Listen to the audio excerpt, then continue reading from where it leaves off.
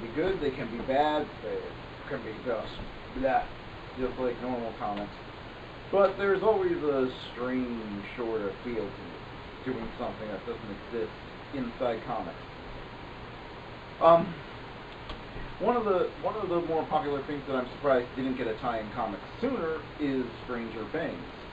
But we've got one now. Stranger Things: The Upper Side. This collects the first, I think, 5 or 6 issues of the, I think 5 issues of the Stranger Things comic book. I believe that it's going up to an even 12 issues, but those haven't been released yet. But anyway, yeah. Is this necessary? Not really. Is it good? I'd say, yeah, I like it. One thing, I really like the cover here. Again, this is something that in my review of Stranger Things Monopoly I talked about. I really like that they keep it to these 1980s style posters for all the promotional and tie-in merchandise for Stranger Things, giving it a very consistent look, and it just looks like it's had effort put into it. So that's nice. Anyhow, and yeah, there were a ton of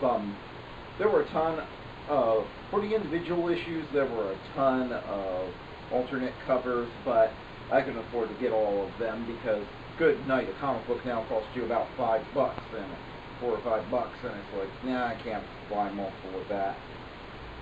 But yeah, I especially like this one that really captures the likenesses of the actors very well, I think. I mean, just look at that, yeah. And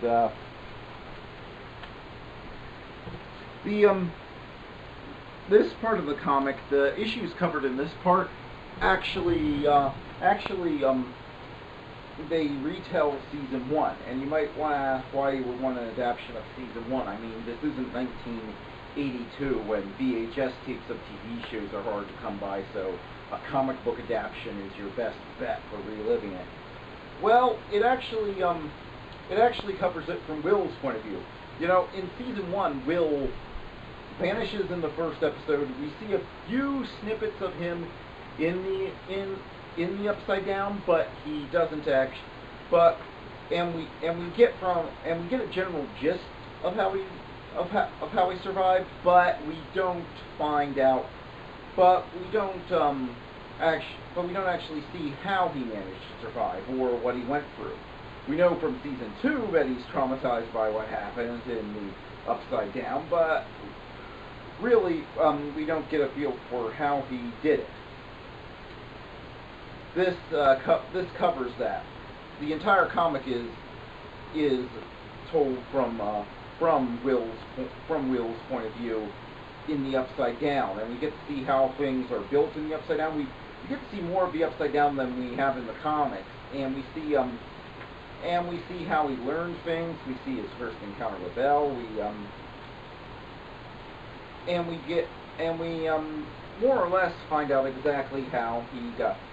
And yeah, and it's a very well told story. There's minimal use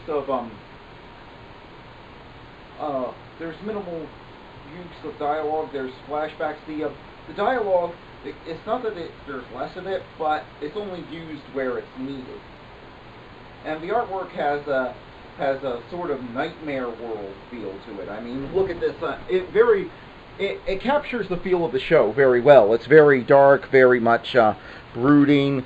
It does a great job here, I think, and it just really draws me in and created a really great atmosphere. And one of the things that a tie-in comic lives and dies by is the artist's ability to capture the actor's likeness.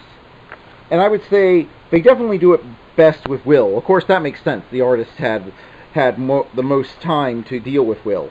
Mike, on the other hand, yeah, he sort of looks like a middle-aged female librarian. Don't know what happened there.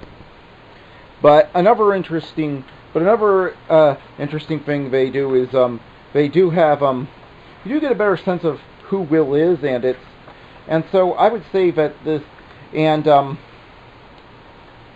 and uh, and just how he survives. And one of the things that I do like is occasionally they'll cut to this where Will deals with the horrors of the Upside Down by escaping into the fantasy world and seeing himself as Will the Wise, and the art takes on a completely different style and I really did enjoy this. I really did enjoy this section. So yeah. So, yeah. So, is this necessary? Not really. But is it fun for Stranger Things fans? Yeah. It gives you a better idea of who Will is. The dialogue is very well written. It's very well paced. And it and I for one like this little side story. You're gonna read it. You're gonna read through it in about an hour or so, but but I found it to be an hour or so well spent, and I definitely thought it was worth the price. The I paid I think $12 for it or something, but it's extremely well done, and for what it is. Is it the most original thing ever? Is it the most groundbreaking thing you're ever going to get as a comic? No. But it does what it does very well, so I give it a 7 out of 10. So, yeah, if you're a Stranger Things fan, this is well worth picking up, and I think you'll enjoy it. Alright? See you next time.